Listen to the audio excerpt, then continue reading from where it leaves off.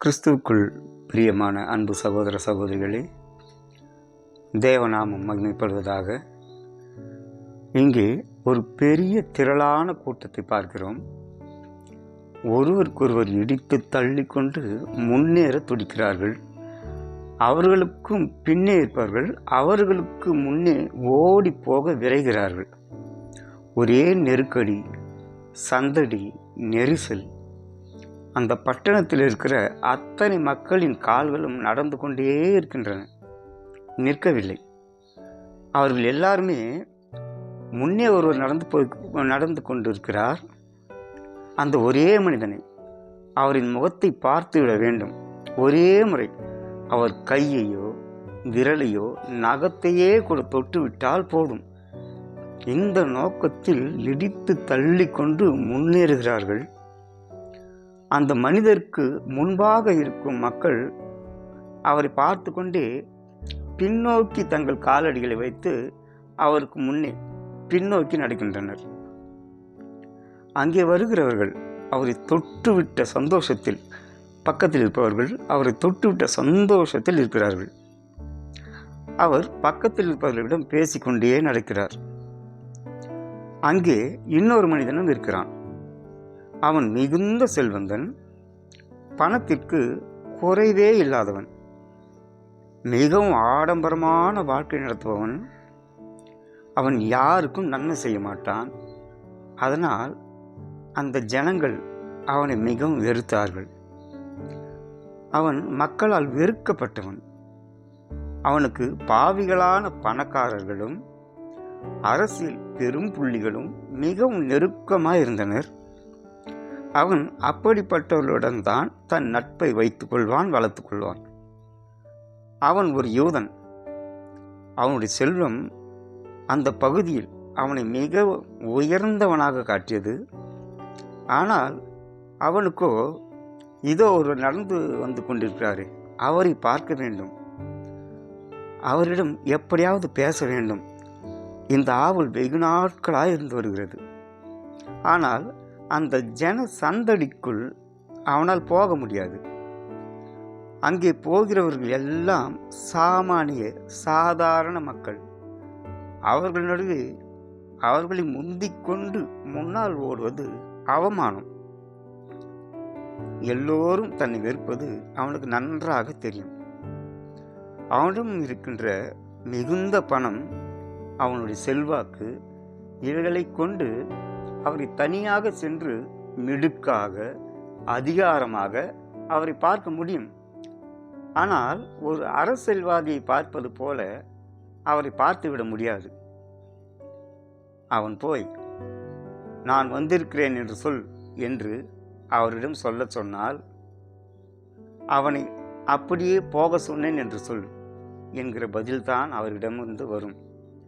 ஏற்கனவே பிரதான ஆசாரிகள், வேதபாரகர்கள், பரிசேயர், சதுசேயர்கள் எல்லாமே அவமானப்பட்டு திரும்பிவிட்டார்கள். அதனால் நம் ஆணவம், அதிகாரம் எல்லாம் இந்த மனுஷன் முன் ஒன்றும் எடுபடாது. ஆனால் அவரை பார்க்க வேண்டும். அந்த ஆவலை அவனால் கட்டுப்படுத்த முடியவில்லை. வசனம் சொல்கிறது, லூக்கா 19:3-4 வசனங்கள். இயேசு எப்படிப்பட்டவரோ என்று அவரை பார்க்க வகை தேடினான். அவன் குள்ளனானபடியால் ஜனக்கூட்டத்தில் அவரை காணக்கூடாமல் அவர் போகும் வழியில் முன்னாக ஓடி அவரை பார்க்கும்படி ஒரு காட்டத்தி மரத்தில் ஏறினான். அவன் அந்தஸ்து மிக உயர்ந்தது. அவன் ரோம அரசின் அரசாங்க வேலையை செய்கிறவன். அவன் அவற்றையெல்லாம் நினைத்து கொண்டிருக்கவில்லை, எல்லாவற்றையும் மறந்தான். அவன் எண்ணம் முழுவதும் இயேசுவின் மேல் இருந்தது. இயேசு இதை நன்றாக அறிந்திருந்தார். சகேயுவின் சிந்தை, எண்ணம், நோக்கம் இயேசு முழுவதுமாக அறிந்திருந்தார். அங்கே அந்த ஒருவன் ரட்சிக்கப்பட்டால் அதன் மூலமாய் அநேக ரட்சிப்புக்குள் வந்து விடுவார்கள். அவன் தனக்காய் வருந்துகின்ற இயல்பை இயற்கையிலே பெற்றிருந்தும் ரோம பேரரசின் தலைமையின் கீழ் அவன் இயங்கிக் கொண்டிருந்ததால் அவனது கடுமையான நடவடிக்கைகள் மனிதர்க்குள்ளே அவன் மேல் வெறுப்பை ஏற்படுத்தியிருந்தது. சகேயு என்றால் சுத்தமானவன் என்று பொருள். பழைய ஏற்பாட்டிலும் ஒரு சகேயு இருந்தார். எஸ்ரா 2:9, நெகேமியா 7:14. அவர் பெயர் சக்காய். எபிரேய பாஷையினுடைய மொழிபெயர்ப்பு சக்காய். புதிய ஏற்பாட்டில் இவர் பெயரும் சக்காய். இந்த சகேயு எப்போதுமே வழக்கம் போல் எருசலேமுக்கு செல்கிறவன் தான், வருடந்தோறும் பலி கொடுப்பவன் தான், நியாயப்பிரமாணத்தை அறிந்தவன் தான், புனிதமானவன் பரிசுத்தமானவன் என்று பொருள் கொண்ட அவன் உள்ளம் தன் மேலுள்ள களங்கத்தை தீர்ப்பவர் யார் என்று ஏங்கிக் கொண்டிருந்தது. அவனுக்கு விடுதலை இல்லை. அவன் இரட்சிப்புக்காய் காத்திருந்தவன். அவன் உள்ளம் இயேசுவை பார்க்க ஏங்குகிறது. அவன் புசித்து குடித்து வெறித்து தன் வீட்டிலேயே இருந்திருக்கலாம். ஆனால் அவன் எதையோ தேடுகிறான். அதை யார் தருவார்கள்? ஓடிப்போய் வாஞ்சையோடு அந்த காட்டத்து மரத்தில் ஏறினான். அவன் ஒரு உயர்ந்த அதிகாரி, அரசு அதிகாரி. அவன் போய் காட்டத்தி மரத்தில் ஏறுகிறான். அன்றாட பலிகளை செலுத்தும் தேவ பக்தியுள்ள மனிதர்கள் அவர் பின்னே செல்கிறார்கள். பாவ மன்னிப்பு பெறுபவர்கள், சுகம் வேண்டி காத்திருந்தவர்கள், தங்கள் வீட்டிற்கு வரமாட்டாரா என்று ஏங்கியவர்கள், தன் பெயரை எல்லோர் முன்னும் அழைத்து தன்னை கனப்படுத்த மாட்டாரா என ஏங்கும் பெருமை மிக்கவர்கள்.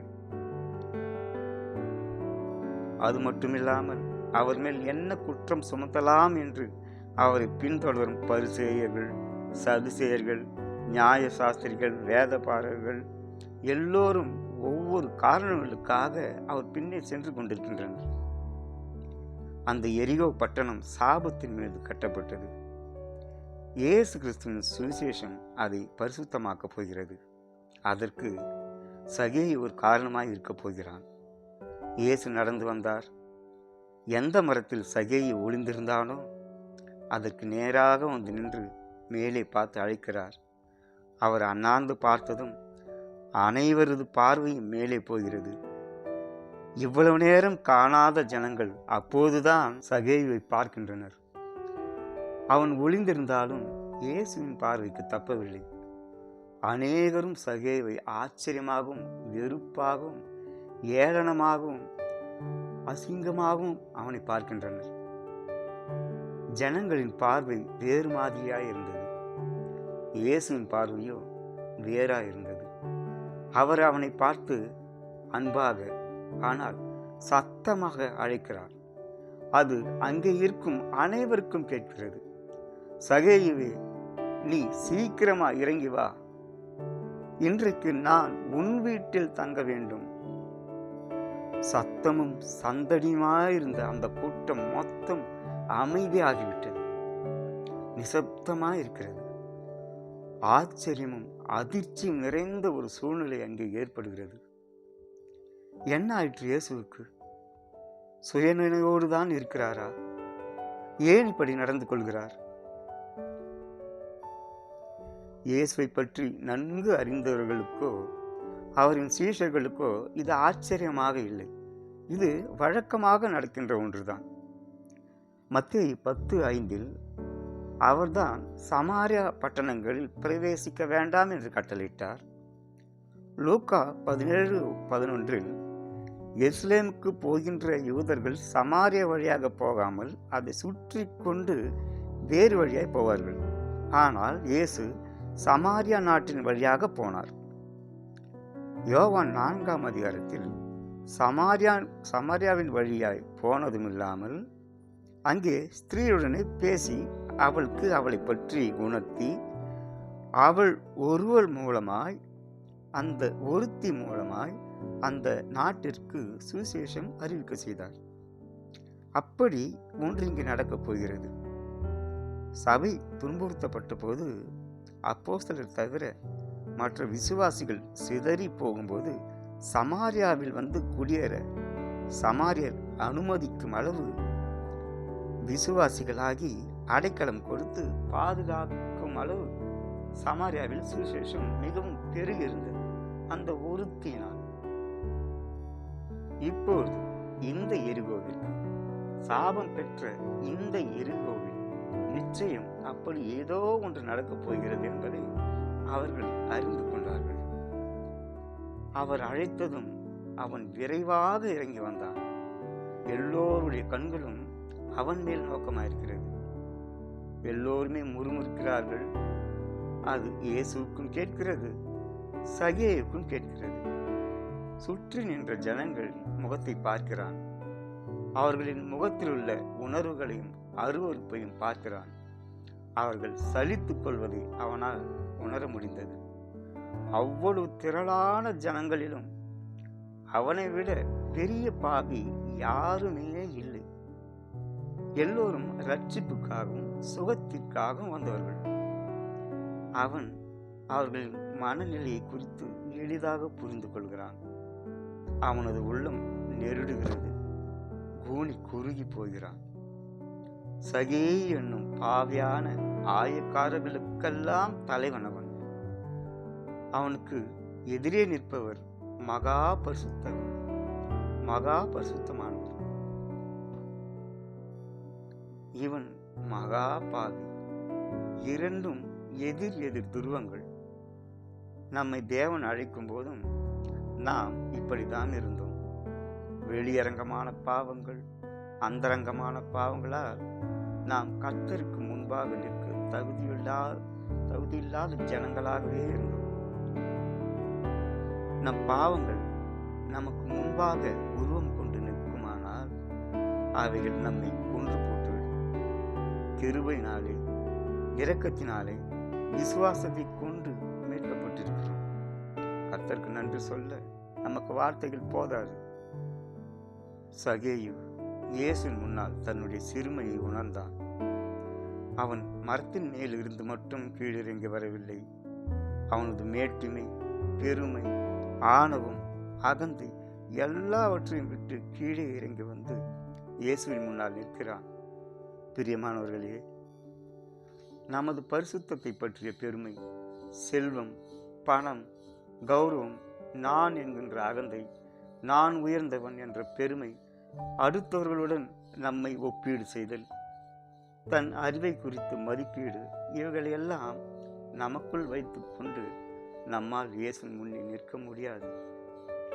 அவர் முன்னே ஒரு பூஜ்யமாய் நிற்போம். நமக்கான மதிப்பீட்டை அவர் கொடுப்பார். அவர் முன்னே வெறும் பாத்திரமாய் நிற்போம். வெறும் பாத்திரம். அவர் நிற்போது பரிபூரணமாய் இருக்கும். அவர் பாத்திரம் நிரம்பி வழியும்படி ஊற்றுவார். கொடுப்பதில் மிகச் சிறந்ததாய் கொடுப்பவர் நம் தேவன். அவர் பேசவில்லை, அவனும் பேசவில்லை. தன் வீட்டிற்கு செல்லும் பாதையில் அவன் நடக்கிறான். ஒரு மௌனமான ஊர்வலம் நடப்பது போன்ற அந்த கூட்டமும் நகர்ந்து கொண்டு போகிறது. சகேயின் மனதில் 1000 எண்ண ஓட்டங்கள். அவன் செய்தவைகளை எல்லாம் எண்ணி பார்க்கிறான். ஐயோ, என் பக்கத்தில் வருபவர் பூரண பரிசுத்தர் அல்லவா? அவரோடு நடக்கின்ற நான் யார்? அவர் ஏன் என்னை மட்டும் அழைத்தார்? நாங்கள் இப்பொழுது எங்கே போகிறோம்? என் வீட்டின் பக்கமே வர வெறுக்கின்ற ஜனங்கள் என்னோடு வருகிறார்கள். இயேசு மட்டும் தனியாக வரவில்லை, அவருடைய சீஷர்களும் வருகிறார்கள். கூடியிருக்கிற எல்லா ஜனங்களையும் கூட்டிக் கொண்டு இயேசு என் வீட்டிற்கு வருகிறார். வீட்டின் அருகே வந்துவிட்டார். அவன் மனது துக்கப்படுகிறது, வியாகுலப்படுகிறது, துயரம் அடைகிறது. இந்த வீட்டிற்குள்ளா இயேசு நுழைய போகிறார்? எத்தனை பேருடைய வரி பணத்தை அநியாயமாக வாங்கி கட்டிய வீடு, ஏழைகளுக்கு இறங்காத வீடு, பணக்கார பாவிகளை மட்டுமே அனுமதித்த இந்த வீடு, ஒவ்வொரு கற்களும் பிறர் பணத்தால் ஆனது. இதோ வாசற்படி. இந்த வாசலுக்குள்ளா இவர் நுழைய போகிறார்? இந்த விலையுயர்ந்த கதவுகளை செய்ய எத்தனை பேருடைய ரத்தம், வியர்வை அநியாயமாய் என்னால் பறிக்கப்பட்டது. சகேயு தன்னைத்தானே சோதித்து பார்க்கிறான். ஆம் சகோதரர்களே, தேவனிடத்தில் நாம் நம்மையே சோதித்து பார்த்த பின்புதான் பேச வேண்டும் அல்லவா? வாசலுக்குள் பிரவேசிக்கும் முன்பே அவன் நின்று விடுகிறான். அவன் பாவத்தின் வருத்தம் அவன் பாவத்திற்காய் வருந்தினது அறிக்கையாய் வெளிவருகிறது. கர்த்தரை நோக்கி அவன் சொல்கிறான், என் ஆஸ்திகளில் பாதியை ஏழைகளுக்கு கொடுக்கிறேன். இயேசு இதுவரை அவனிடத்தில் ஒன்றுமே கேட்கவில்லை. தனக்குள் தன்னை உணர்ந்தவனாக, தன்னை சீர்படுத்திக் கொண்டவனாக சகேயுவே கூறுகிறான், நான் ஒருவனிடத்தில் எதையாகிலும் அநியாயமாய் வாங்கினதுண்டானால் நாளத்தனையாக திரும்ப கொடுக்கிறேன். அவன் இப்போது இயேசுவின் சன்னதியில் இருக்கிறான். இந்த வாக்கியங்களில் அவன் பாவ குணத்தையெல்லாம் அவன் இழந்து நின்றதை, அந்த பாவங்குணங்களையெல்லாம் அவன் ஒழித்து மனம் திருந்தி நிற்பதை காட்டுகிறது. இந்த வீட்டிற்குள் நீர் நுழைய நான் பாத்திரன் அல்ல என்று அவன் சொல்லாமல் சொல்லிவிட்டான். இல்லை, உன்னை பாத்திரவானாக மாற்ற என்னால் முடியும். நான் தேடி வந்ததே உன்னை பாத்திரமாக மாற்றத்தானே என்று இவர் சொல்லாமல் சொல்லிவிட்டார். பின்னால் திரும்பி ஜனங்களை பார்க்கிறார். சகேயும் திரும்பி ஜனங்களை ஏக்கத்தோடு பார்க்கிறான். அவன் மனது இப்போது தெளிந்த நீரோடை போல் இருக்கிறது. ஜனங்கள் இயேசுவையும் சகேயும் பார்க்கிறார்கள், மாறி மாறி பார்க்கிறார்கள். இந்த ஜனங்கள் அல்லவா சகேயுவை பாவியான மனிதன், பொல்லாதவன், வஞ்சகன் என்று சொன்னார்கள். அவர்கள் மனதில் அவனை பற்றின எண்ணங்கள் இன்னும் அப்படியே இருப்பதை உணர்ந்தார். ஒரே வினாடியில் தேவனால் எல்லாவற்றையும் தலை கீழாக புரட்டி போட முடியும். அந்த ஜனங்கள் எல்லோர் முன்பாக தலை குனிந்து நின்றிருக்கும் சகேயுக்காக நம் கர்த்தர் ஓங்கி குரல் கொடுக்கிறார். அவனை பற்றிய ஒரு சாட்சியை அவன் பக்கமா நின்று அவர் உரக்கச் சொல்லுகிறார். இவன் ஆபிரகாமின் குமாரன். எல்லாமே கண்ணிமைக்கும் நேரத்தில் நடந்து முடிந்துவிட்டது. ஆம், நம் இயேசு சொன்னார், இன்று இந்த வீட்டிற்கு ரட்சிப்பு வந்தது. சகேயு ஆனந்தத்தால் திளைத்தான்.